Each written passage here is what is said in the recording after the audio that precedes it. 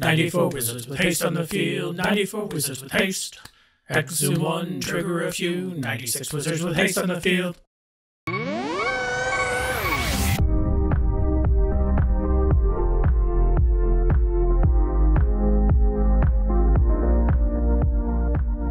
The Inalla Spellseeker Combo deck is a fast Grixis ad nauseam deck. It aims at winning through one of three major combo lines. Two were pretty normal for competitive EDH. They're Underworld Breach and Thassa's Oracle. The third is entirely unique to Inalla, and I'll be taking quite a while to explain it, but let me hit the first two real quick. Thassa's Oracle is pretty much bread and butter. A+B combo of Demonic Consultation and Thassa's Oracle. Nothing too fancy. You use the Grixis shell to interact, tutor, or draw them, then win on the spot. Underworld Breach has the normal Brain Freeze lines, but the third line of this deck dips into Reanimation, so we can also utilize Underworld Breach there. Now the last winning line is using Inalla's Eminence ability and Spellseeker. Inalla's ability says that whenever a non-token wizard enters the battlefield and Inalla is in the command zone or in play, you may pay 1. If you do, create a token that is a copy of that creature. It has haste and is exiled at the end of the turn. Spellseeker is a wizard for 2 generic and 1 blue, and says that when it enters, you can search your library for an instant or sorcery card with mana value 2 or less and put it in your hand. So, how does this combo? Well, buckle up. This gets complex. The Inalla Spellseeker line has 2 major variants, one using Scholar of Ages, and the other using Archaeomancer. Both have ups and downs, but the nice part is the majority of the combo is the same. It's just really the end that's different, and I will go over both lines. The line starts at needing 2 generic, a blue, and a black mana. That's it, and you can win the game with just 4 mana and a Spellseeker, and some life. For Archaeomancer, you need 12 life, and for the Scholar of Ages, you need 7. First up, we cast Spellseeker. And when it enters, we stack its Enter the Battlefield trigger above Inalla's Eminence ability. We're pretty much just going to do that the entire time. With the Spellseeker, we tutor up a Culling the Weak. We use our floating black mana to cast Culling the Weak, and we sacrifice the Spellseeker. It adds 4 black mana to our mana pool. Now we use one of that 4 black to pay for Inalla's Eminence ability. This makes a token copy of Spellseeker. We use that token's Enter the Battlefield trigger to go get Unearth. Now with one of our 3 black mana, we cast Unearth, targeting the Spellseeker, and put it back into play, stacking triggers to resolve Spellseekers first. This leaves us with 2 black mana floating. With the Spellseeker's trigger, we tutor up Burnt Offering. One of the 2 black mana is used to cast Burnt Offering, again sacrificing the Spellseeker, and we add a black and 2 red to our mana pool, which gives us 2 black and 2 red floating right now. We then pay for the Inalla trigger with a black, and with the Spellseeker token's triggered ability, we get Finale of Promise. Then cast Finale of Promise for X=1 with all of our floating mana, and we target Culling the Weak and Unearth. We cast both of these. We sacrifice one of the Spellseeker tokens to Culling the Weak, getting us 4 black mana, and then we unearth Spellseeker, stacking triggers to resolve Spellseekers first, tutoring up Reanimate, paying for the token, and tutoring for Entomb. After we paid for the token, we now have 3 black mana floating, and this is actually where the lines diverge. Right now, we would either Entomb Archaeomancer or Scholar of Ages. I'm going to stick with the Archaeomancer for now, but I'm going to back up once we finish Archaeomancer and go over the Scholar of Ages.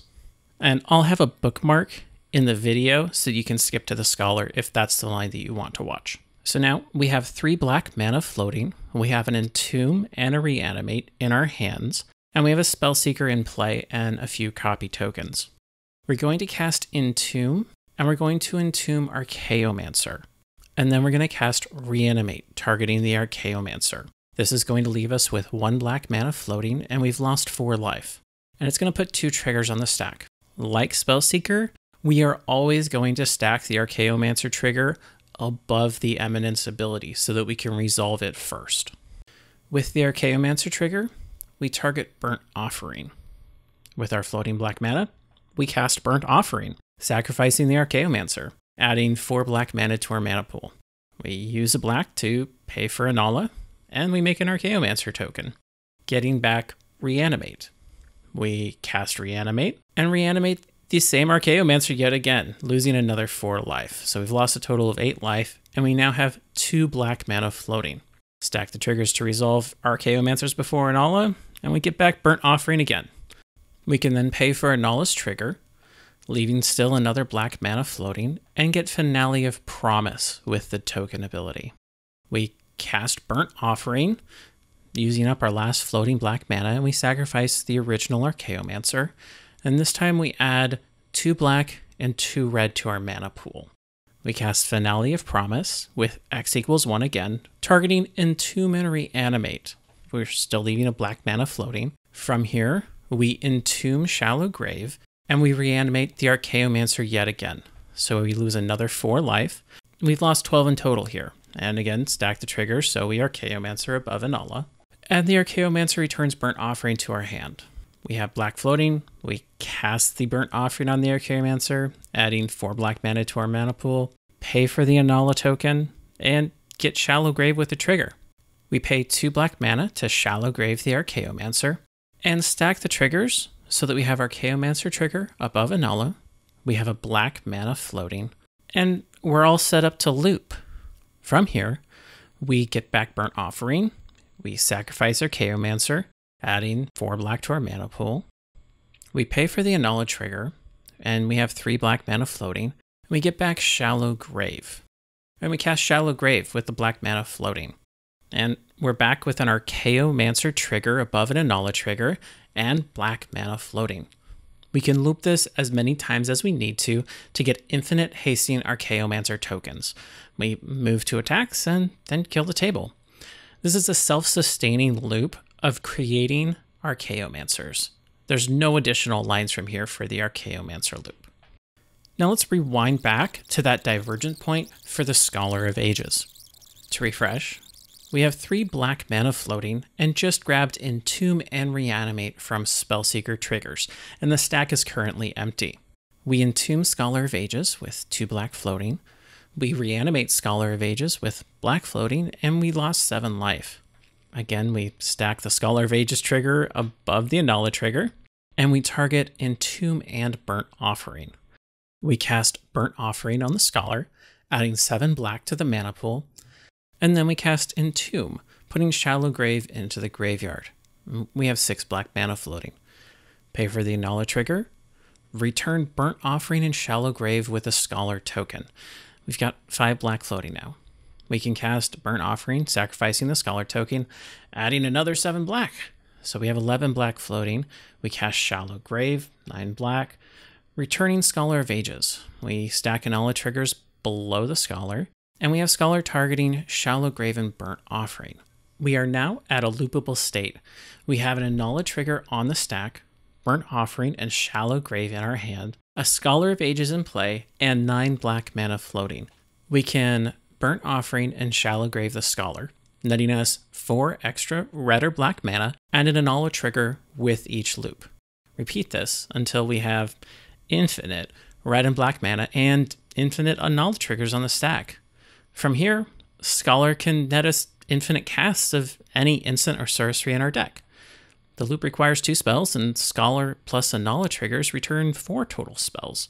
We can Entomb, then bring back any instant or sorcery back to our hand. We can also Entomb and then Shallow Grave any creature in our deck. We can turn the red and black mana into blue by looping a Dockside Extortionist. We can then Entomb our entire deck, with Thassa's Oracle being the last card we Entomb. Then Shallow Grave it for a win. We can loop for a while and then Brain Freeze out all of our opponents. Worst case, we Entomb and Scholar back a Praetor's Grasp with Shallow Grave and Burnt Offering in hand. We can then let our Inalla triggers resolve down to an empty stack, and then we can loop Praetor's Grasp and a Scholar loop, exiling all of our opponents' libraries. Once we get here, winning is rather trivial. It's just an exercise in finding what we need to do and then looping to get there. And don't forget, you can loop getting yourself some free counter magic at any point. You could even, you never think about it really, but possibly like cast your commander. and tap all your Scholar tokens to kill your opponents. You know, the possibilities really are endless. So we have two styles of the Inalla combo, Scholar and Archaeomancer. Archaeomancer, with its lower casting cost, lends itself to be more easily cast after a main phase ad nauseam. Decks that go this route adjust their card choices to be very lean, including almost all of the fast and free mana spells that are available, aiming to draw as many cards as possible from ad nauseam, and planning to have the required mana available to chain into or directly enter the Archaeomancer loop. Scholar decks, on the other hand, accept that they probably can't cast Scholar from hand after casting ad nauseam. Instead, they look to play an end of turn ad nauseam and use the resources available to them after they untap. This trade-off comes with the diversity of ways that Scholar can win, and there's even an instant speed win that Scholar can do.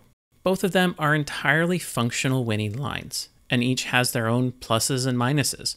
Archaeomancer hurts for less on ad nause, costs less from hand, and can more easily combo off after a main phase nause. But it also can only win through combat, and costs more life on the combo. Scholar hurts for more off of ad nauseam, has a higher upfront casting cost from hand, and can rarely combo off on the same turn if drawn from ad nauseam. But its combo line costs less life and gives you more ways to win. If you want to pick this up, your own playstyle will dictate which route you want to go. There isn't a best choice here. It's all about what you would prefer to play. Now, I know I just spent a ton of time on this combo, so let's talk about the other two parts that are entirely unique to Inalla. That's Gate Stormcaller and Wizard Cycling Tutors. Gate Stormcaller herself doesn't have a definitive line, but can allow for entirely unique interactions for Inalla. Casting Stormcaller, stacking Inalla's trigger below the caller, can let you double up on an instant and then on a sorcery. So you could cast a Stormcaller, let its trigger resolve, cast a ritual, doubling up on the mana production, pay for Inalla's trigger, and then double up on a tutor after the token comes into play. Or using Stormcaller, you can just straight up pay for Inalla's trigger and then cast Gamble. This will net you 3 copies of Gamble, so you could go get Lion's Eye Diamond, Brain Freeze, and then lastly Underworld Breach. This turns Stormcaller and Gamble into a win. And lastly, Inalla gives us instant speed win-con tutors through Wizard Cycling. Vidalcan Aethermage and Step Through allow for instant speed activated ability-based tutors that can really rarely, if ever, be interacted with.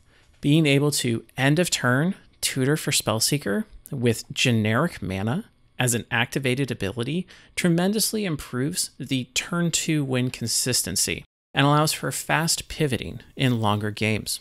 You can hold up interaction, act as you're playing the Fun Police, and then end of turn, Wizard Cycle for Spellseeker, untap and proceed to combo off.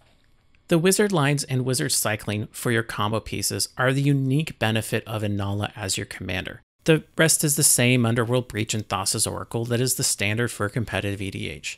Nothing is bad about Breach or Thassa's Oracle. I've talked about them multiple times before, and it's the same strategy for every deck that runs them.